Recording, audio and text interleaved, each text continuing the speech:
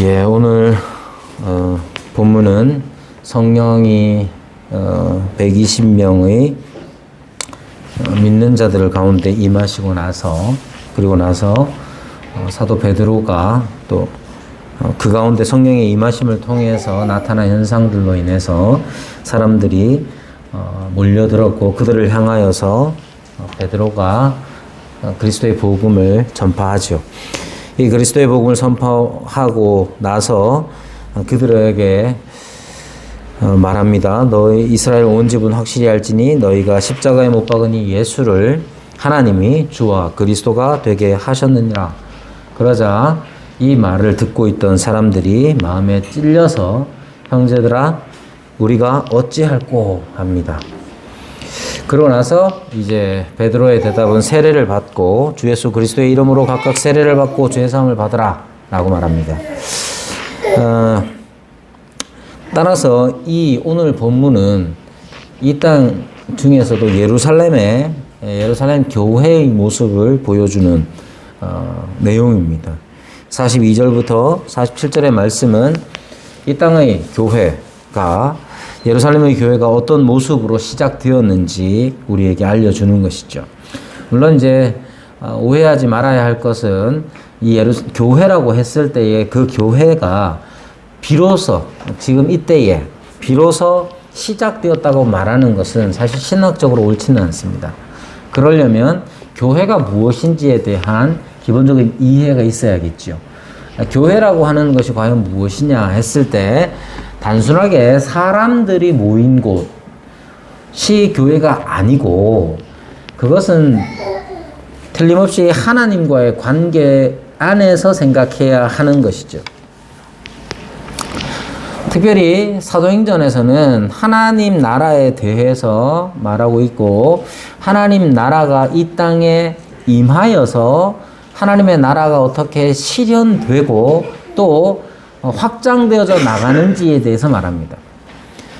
그러면 이제 하나님 나라와 교회에 대해서 생각해 보면 하나님의 나라라고 하는 것은 단어적으로 보면 복음서에 많이 사용되어져 있고 교회라는 말은 2번밖에 기록되어 있지 않습니다. 복음서에 예수님께서 가르치시는 내용에 대해서 말씀으로 기록해 놓은 것은 예수님께서 맨 처음에 전파하신 복음도 하나님 나라의 복음. 그래서 하나님 나라, 그의 나라 혹은 천국이라는 말로 하나님 나라를 많이 언급이 되어 있지만 교회라는 말은 딱 2번 나옵니다. 그것도 같은 이제 배경 하에서 나오는 것이기 때문에. 그런데 이제 반대로 서신서로 넘어가면 하나님 나라라는 말은 상대적으로 적게 나옵니다. 복음서에 비해서. 그렇지만 교회라는 말은 엄청나게 많이 나옵니다. 이렇게 하나님 나라라는 이 말이 복음서에서 즉 예수님의 복음 전파 사역에서 엄청나게 많이 나오는데 서신서로 가면 사도들이 사역하는 그 시대에는 하나님 나라라는 말보다 교회라는 말이 이렇게 많이 사용되는 그 변화의 기점이 바로 사도행전이라고 생각하시면 됩니다.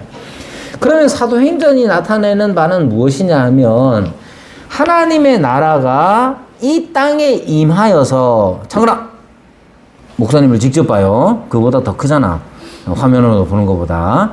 자, 하나님의 나라가 이 땅에 임한 지상에 임한 하나님의 나라의 모습들을 교회라고 할 수 있는 것이죠. 그래서 교회를 이야기할 때 늘상 말씀드리는 것 우리 교회가 주보에 분명히 기록해 놓고 있는 것 교회란 무엇이냐 하면 하나님의 나라를 증시하는 종말론적인 공동체다.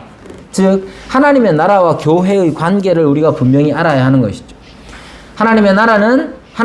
교회는 하나님의 나라를 이 땅에서 증거하고 보여주는 그러한 단체라고 할 수가 있는 겁니다. 그러나 이렇게 단체라고 말했을 때는 지금 우리 눈에 보이는 관점에서 표현하는 것이고 하나님 나라의 관점에서 생각하면 교회라는 것은 하나님 나라와 다를 바가 없습니다. 즉 교회가 무엇이냐 하면 신자들의 모임이고, 신자가 무엇이냐면 하나님을 믿는 하나님의 백성이잖아요. 따라서 원론적으로 보편적인 교회라는 것은 하나님과 사람 사이의 관계가 바로 교회인 것이죠. 따라서 교회가 이 오순절에 시작되었다고 말하는 것은 신학적으로 옳지는 않습니다. 왜냐하면 하나님께서는 태초에 아담과 하와를 지으셨을 때부터 하나님과 아담과 하와의 관계가 어떠했느냐. 하나님은 아담의 하나님이 되시고 아담은 하나님의 백성으로서 거기 있었던 것일 뿐만 아니라 이 아담과 하와는 온 인류를 대표하여 있었기 때문에 그렇죠. 자, 그래서 교회라는 것을 언제 시작되었느냐 했을 때 그건 영원 전부터 하나님 안에 있었던 것이고 영원까지 있을 것이 바로 교회입니다. 그러나 이 땅에서의 교회를 생각할 때에 그러한 원론적이고 보편적인 교회가 이 땅에서 우리 가운데서 실제로 일어나는 모습, 드러나는 모습을 오늘 본문이 말해주고 있다는 것이죠. 하나님의 나라, 곧 교회는 하나님과의 관계가 가장 중요합니다. 요즘에 보면 자꾸만 하나님의 나라라는 이름으로 하나님과의 관계의 우선성보다는 세상에서의 칭송이나 명예로움에 관하여서 자꾸만 교회가 신경을 많이 씁니다. 직접적으로 이름을 거론하기가 좀 조심스럽습니다만은 기윤실, 기독교 윤리 실천 운동 같은 경우도 마찬가지죠. 이미 하나님이 어떤 분이시고 하나님과의 관계가 어떠해야 되느냐에 대한 우선적인 신학적인 우선적인 면보다는 세상에서 기독교인이 어떻게 윤리적으로 살아야 하느냐에 대한 것들을 더 강조하는 시대가 되어버린 것이죠. 그러나 교회는 그 무엇보다도 하나님과의 관계가 우선적입니다. 그리고 하나님과의 관계는 원래 하나님과의 관계는 하나님과 아담의 관계에서 알 수 있듯이 함께 하는 그런 관계였던 것이죠. 그런데 이러한 하나님과의 관계가 깨어진 것은 바로 죄 때문이었습니다. 이 죄라는 것은 수직적으로 하나님과 사람의 관계를 깨트렸을 뿐만 아니라 수평적으로도 사람과 사람 사이의 관계도 깨트려 버리는 것이죠. 그래서 하나님의 나라가 이 땅에 나타나기에 하기 위해서 필요한 것은 뭐냐면 이 죄의 문제가 해결이 되어야 했던 것입니다. 이 죄의 문제를 어떻게 해결했느냐 하면 그리스도께서 이 땅에 오셔서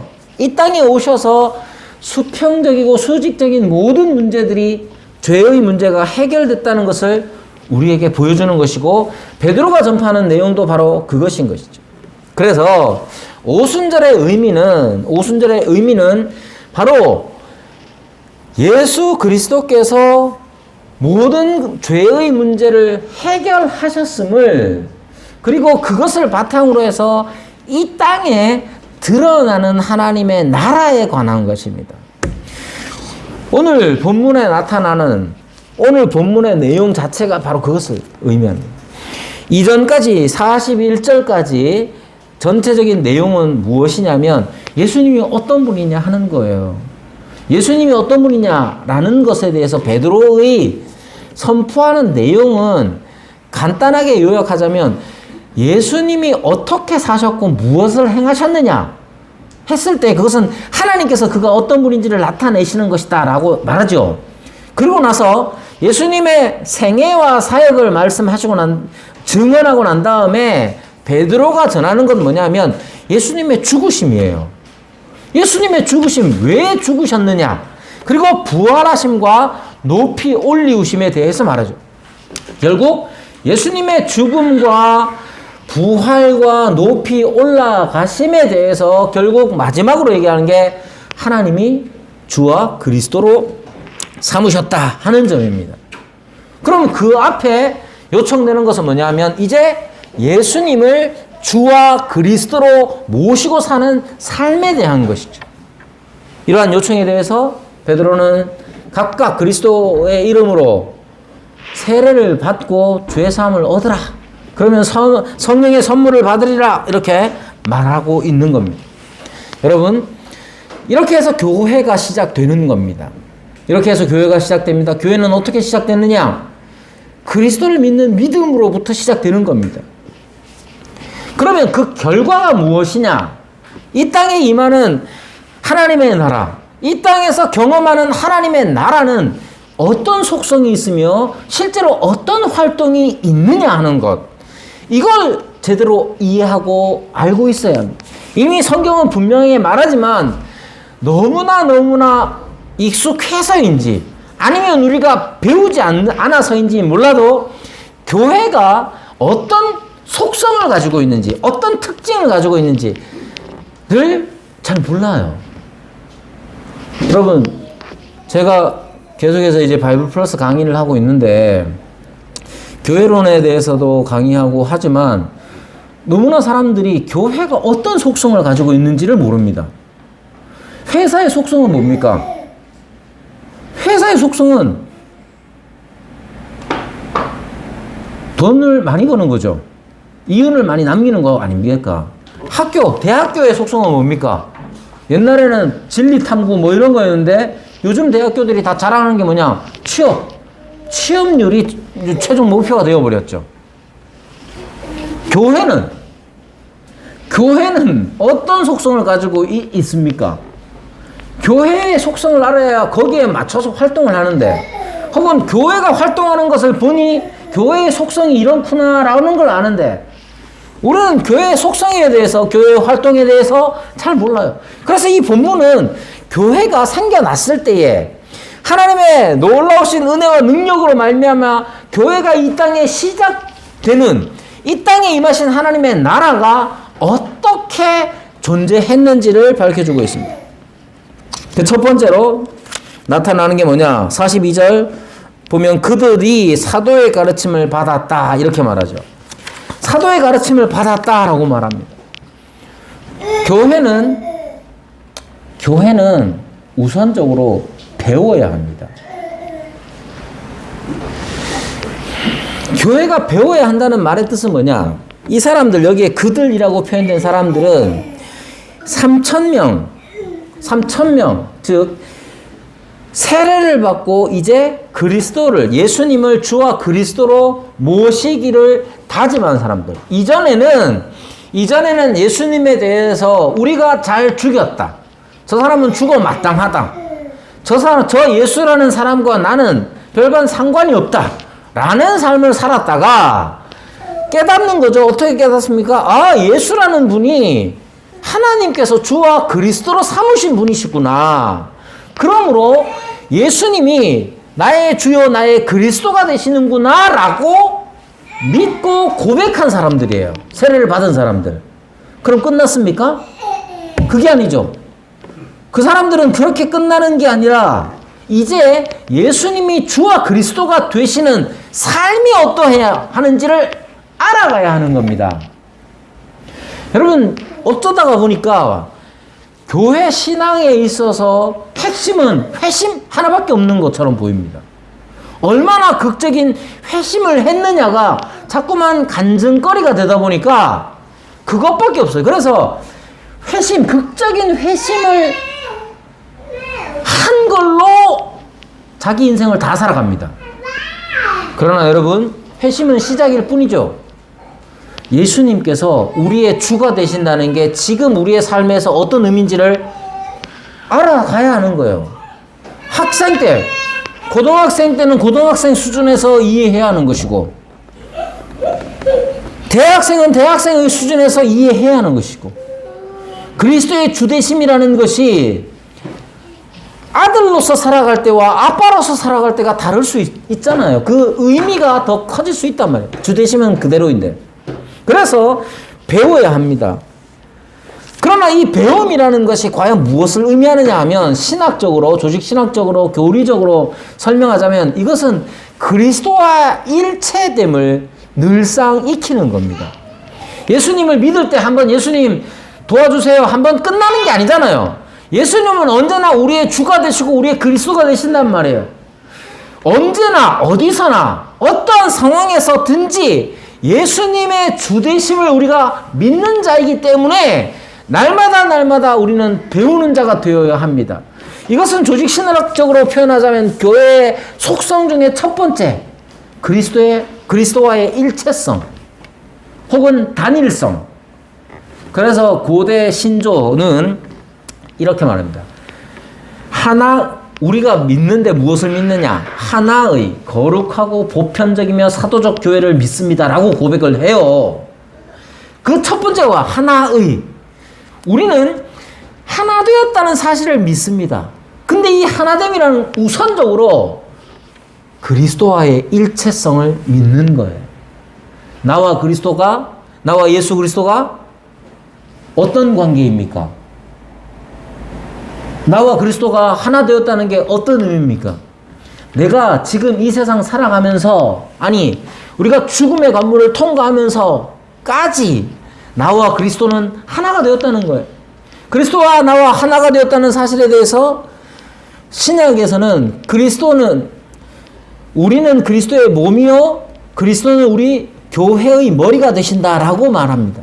따라서 그리스도와의 일체는 그리스도의 머리 되심에 관하여서 우리가 날마다 배우고 익혀나가는 거예요.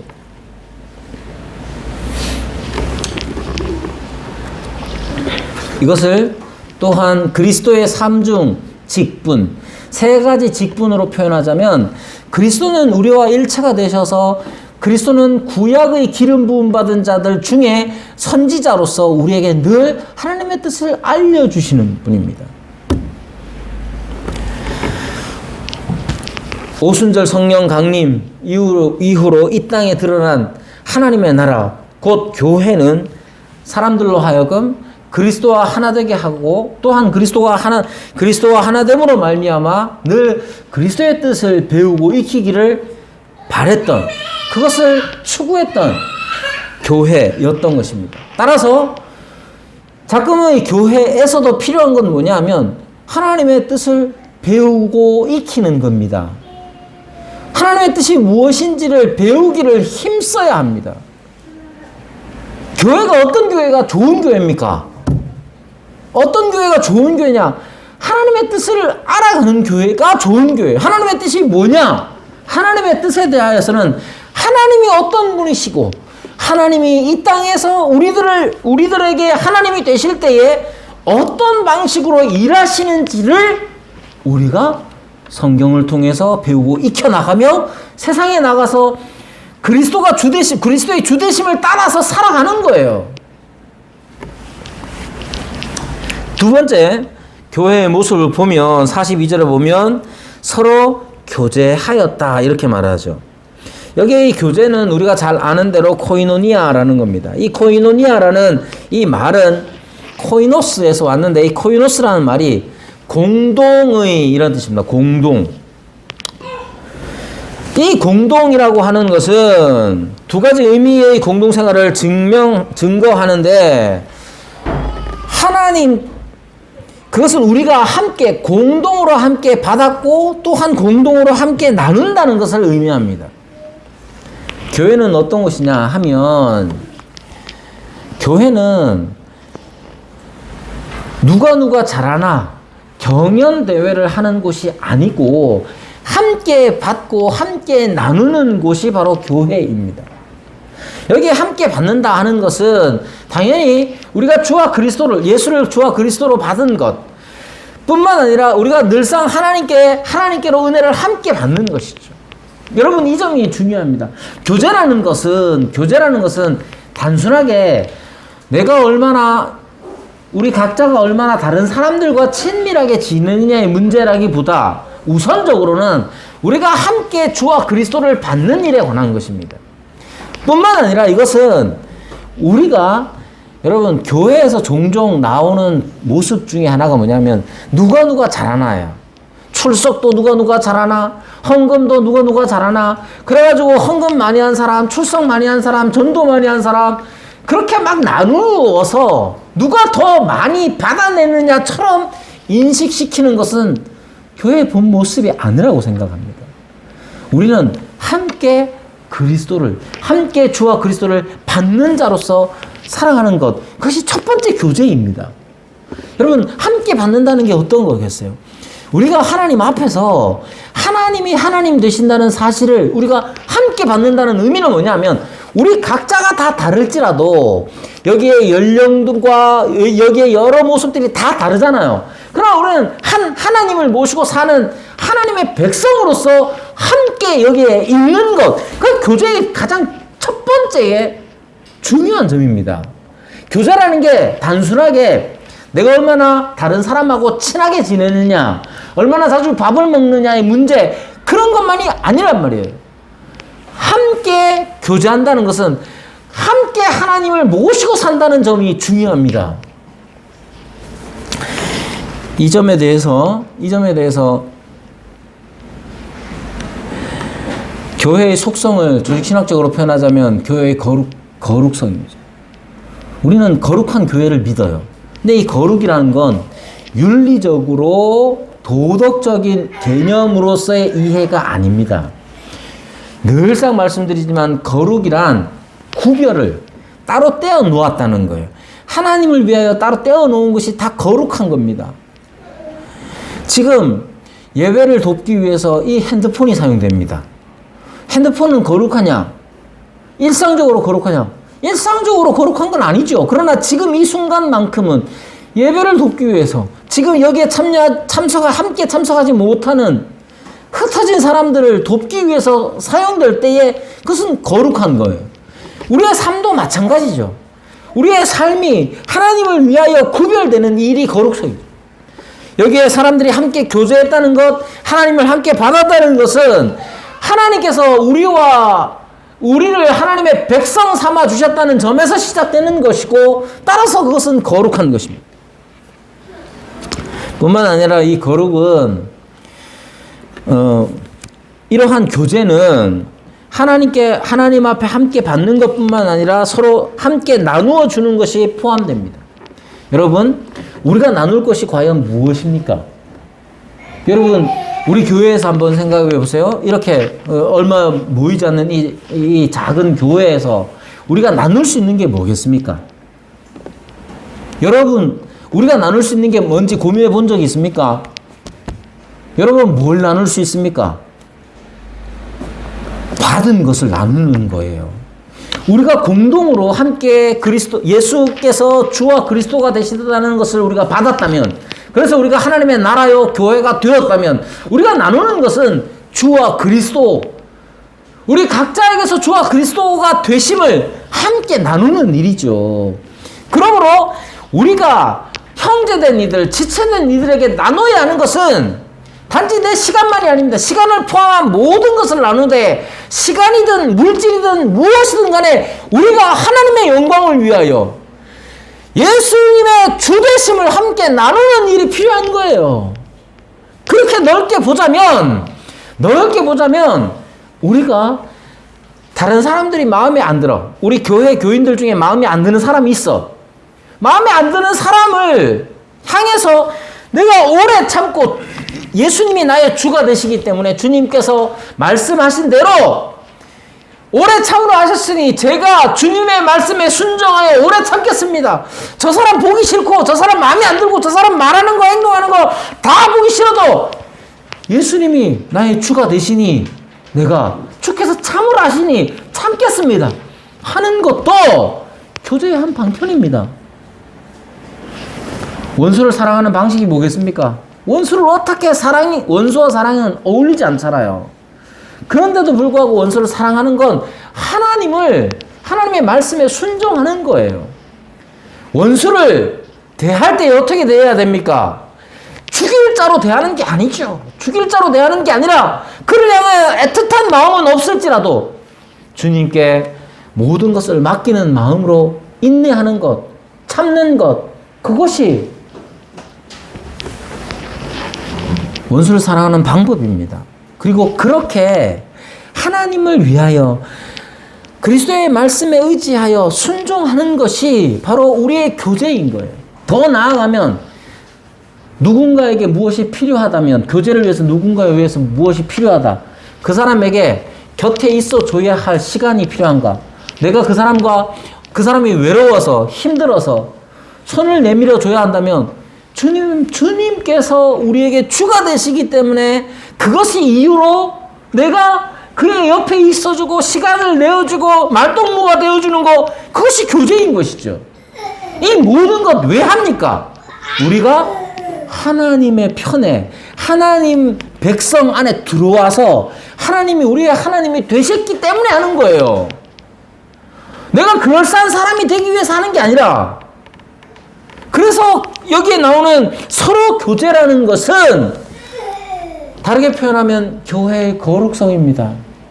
거룩, 하나님을 위하여 하나님께로, 하나님 편으로 들어와서 하나님이 나의 하나님이 되시기 때문에 행하는 모든 것, 그것이 그리스도인의 교회의 교제가 되어야 하는 것입니다. 이러한 교회의 거룩성은 그리스도의 제사장 직분을 우리가 행하는 것과 마찬가지입니다. 여기에 제사장 직분이라고 하는 것은 결국 제사장에게 요구되는 것은 제사를 수종 두는 것이죠. 제사는 예배를 드리는 본인이 아주 중요한 핵심적으로 참여를 해야 합니다. 번제 한 가지만 하더라도 마찬가지죠. 레위기 1장에 번제로부터 시작하는데 번제는 두 가지 목적이 있습니다. 하나는 속죄, 죄를 속하는 목적이 있고 또 하나는 하나님을 기쁘시게 하는 거예요. 죄를 속할 뿐만 아니라 하나님을 기쁘시게 하는 거죠. 그 일에 제사를 드리는 본인이 적극적으로 참여합니다. 제물도 잡고 적극적으로 참여한단 말이에요.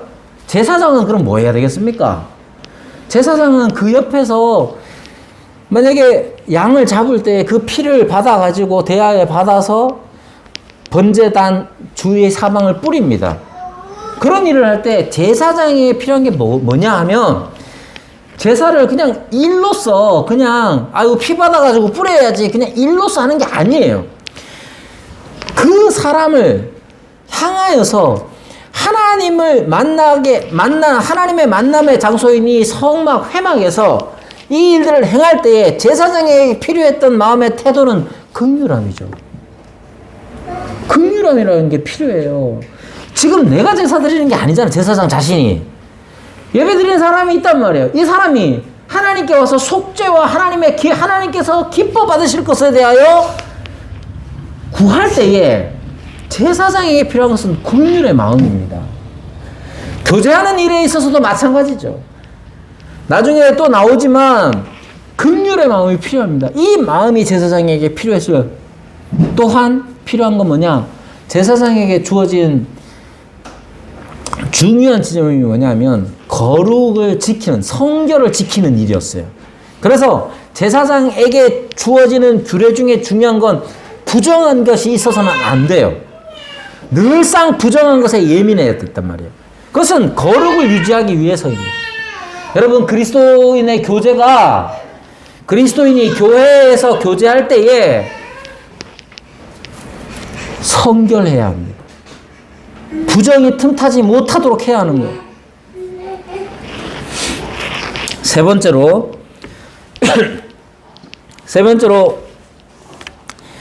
예루살렘 교회는 떡을 떼며 오로지 기도하기를 힘썼다, 이렇게 말합니다.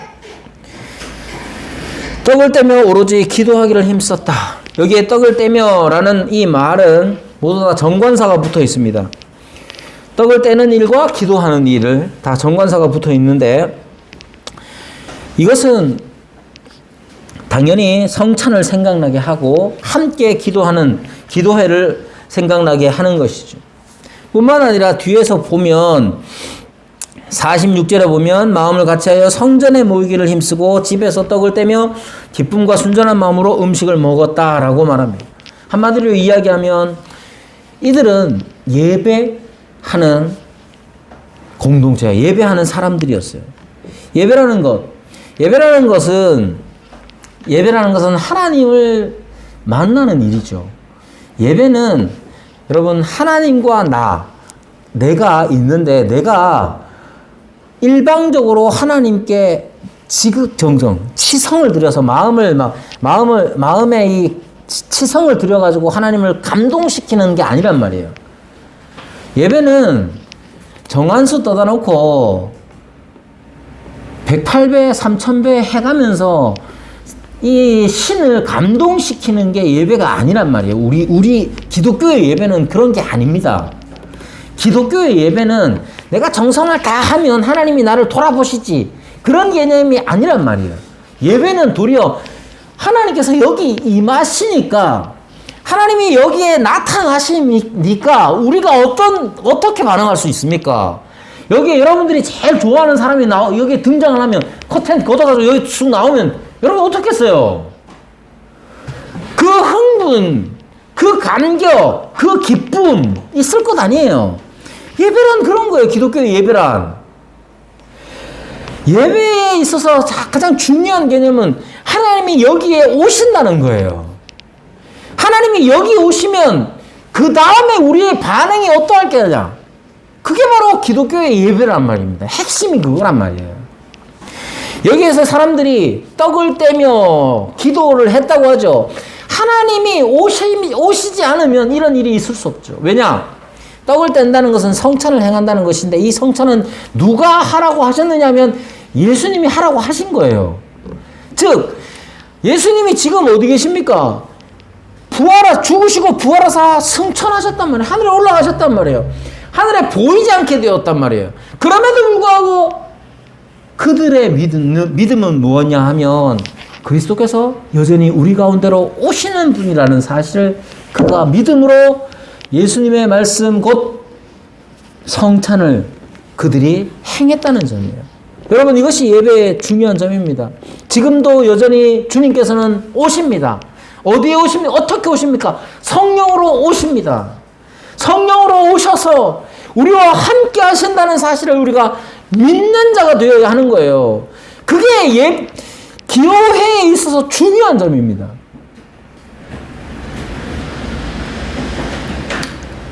이것을 교회의 속성 중에 하나로 표현하자면 교회의 보편성이라고 할 수 있죠. 교회의 보편성이라는 것과 좀 억지스럽긴 하지만 약간 억지스럽긴 하지만 교회 보편성으로 생각해 보자면 여러분 하나님께서는 우리 주 예수 그리스도께서는 성령으로 임하실 때에 어떠한 장애도 받으실 수 없습니다. 즉 인종적으로나 국가적으로나 어디에서든지 여러분 하나님을 믿는 사람 두세 사람이 내 이름으로 모인 곳에 함께 하시겠다고 하셨잖아요. 저 북녘 땅에도 자유가 없는 저 북녘 땅에도 두세 사람이 주 예수 그리스도의 이름으로 모이면 거기에도 주님이 함께 하십니다. 왜냐? 주님은 온 우주를 다 다스리시는 참된 왕이 되시기 때문에 그렇습니다. 그 능력으로 그들에게 임하십니다. 성령으로. 여러분 교회는 이러한 속성을 드러내는 교회여야 합니다. 교회는 어느 한 부류의 사람들, 어느 수준의 사람들만의 것이 아니라 모든 사람들에게서 일어나는 것이에요. 여기에 3,000명을 생각해 보십시오. 이 사람들이 다 똑같은 사람이었겠습니까?